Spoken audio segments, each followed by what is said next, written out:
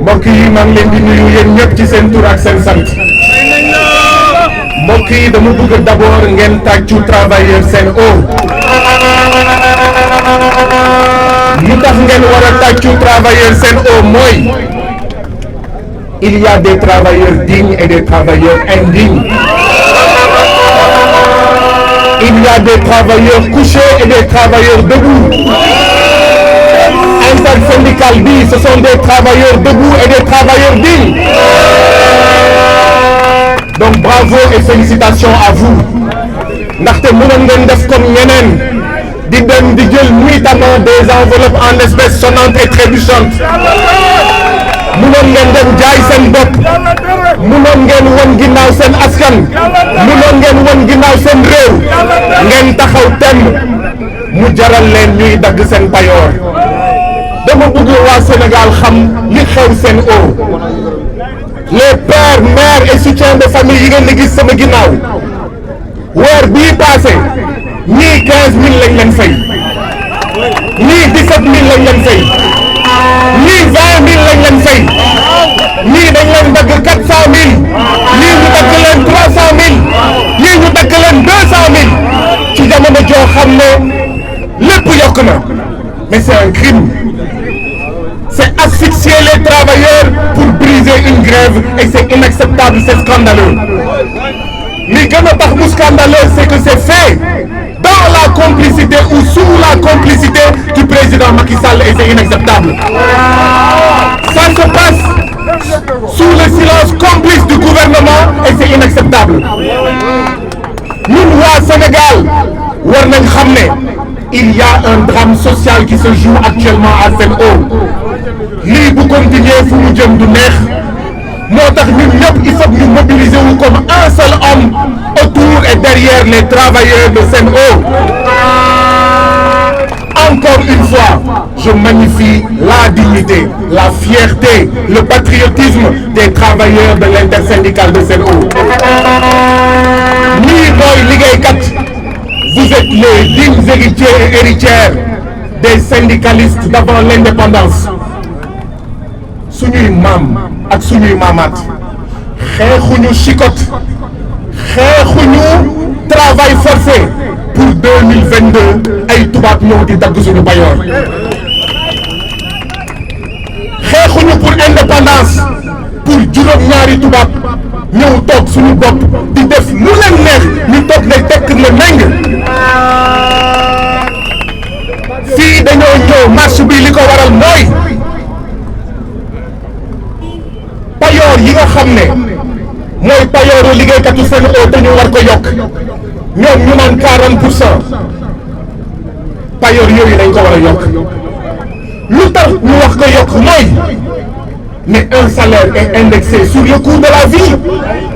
or ñëpp xam nañ ne tey géej gi 200 mënoo doo ko am tey bisaab bëgg 100 francs boo ko génneewul doo ko am mais tey tomate salade boo amul 300 doo ko am mais ceeb yokk ciment yokk fer yokk na luwas yokk na mais les travailleurs de Sen'Eau même sont gentils ndaxte 50%, 60%, 70% la ñu waroon yokk la ñu waroon laajte waaye nag li am mooy Suez nee na moo lànk du yokk 40%. ñu ne ko ndax lan Suez nee na ndaxte 40% yi ngeen di laajte moom lay fayee 1 million d'indemnités par jour tubaab yi di ñëw seen réew.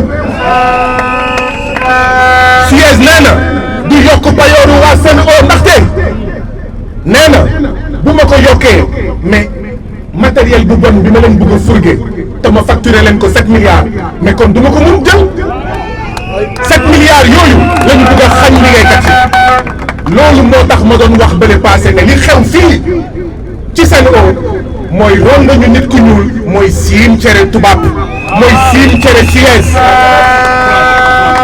Nous avons fait une erreur d'avoir confié l'eau du Sénégal à Suez.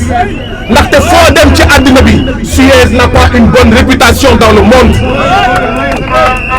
donc li ñu fi indi mooy du dëgg du yoon ñu exclure les travailleurs de Sen'Eau du conseil d'administration. dama ne waa ji li mu wax dëgg la ce qui se fait sans moi est fait contre moi moo tax nous exigeons l'intégration dans les meilleurs délais des travailleurs de Sen'Eau dans le conseil d'administration waaye li ñu fi indi itam mooy ndox amul ndox doyul askan wi jotul ndox bu doy bu ñu amee ndox bi baaxul yenn saa yi ndox bu xasaw xum la ñu naan déet ndox yi yokk ñu may naan Suez bi mu ñëwee bokk na ci li mu njëkk a def indi ay compteur yu bees tàkk yoo xam ne dafa sensible boo xam ne loolu moo tax facture yi yokk ñun Sénégal foog ñu xam lan moo tax facture yi yokk te lii na liggéeykatu Suez plutôt lii na liggéeykatu Sen'Eau di xeex ñu noot liggéeykatu Sen'Eau ñuy nootaale askanu Sénégal waaye itam li tax ñuy xeex foofu lay daanele mooy addina bi fi mu toll mooy la municipalisation de l'eau maanaam ndox dénkatuñu ko sax état dañ koy dénk les villes les municipalités ñëpp xam nañ ne fu ñu jëm ci addina bi mooy la guerre de l'eau ndox dafa nar a ñàkk du gis ngeen ni xew Europe gis ngeen ni xew ci addina bi même les cours d'eau dafa wàññeeku mais kan mooy gis loolu di dénk sa ndox doxandem kan mooy gis loolu di jël sa ndox di ko jox Suez wala di ko jox keneen jamono joo xam ne ñoom nit yu ñuul yi ñoom liggéeykatu Sen'Eau ñooy def liggéey bi tous lu dul yóbbu seen réew tonni yóbbu seen réew dafa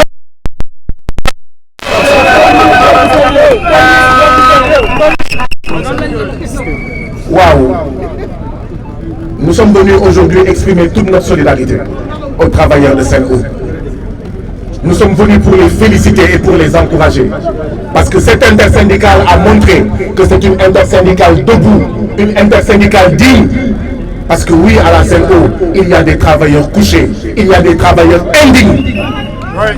Mais il y a, heureusement, et bravo à vous, des travailleurs debout et des travailleurs dignes. Nous sommes venus ici pour dire que la revendication des travailleurs de Sen'Eau pour l'augmentation de leur salaire à 40% est une revendication juste. Parce que oui, nous sommes de ceux qui disons qu'un salaire doit être indexé sur le coût de la vie.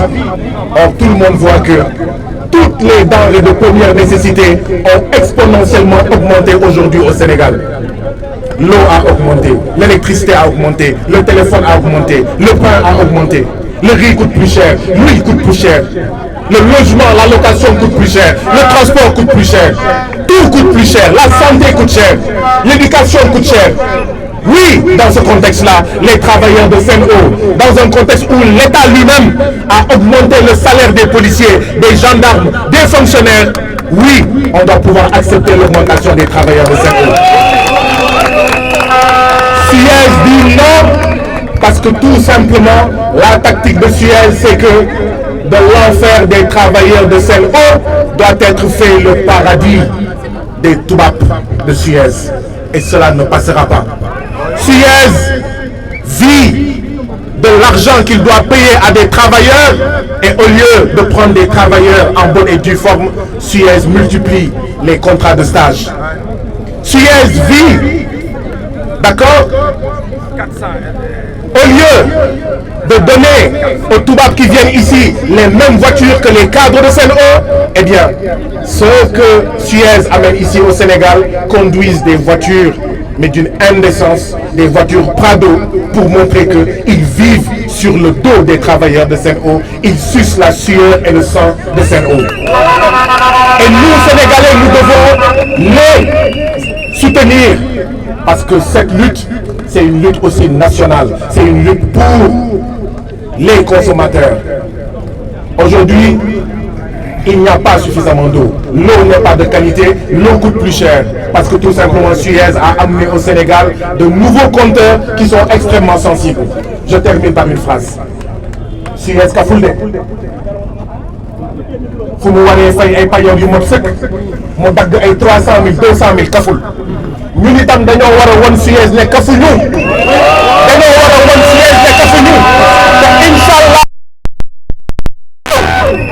président Macky Sall bu ci waxulee Suez bu dabulee bànneexu liggéeykatu Sen'Eau dinañ leen wan ne kafu ñu jërë ngeen jëf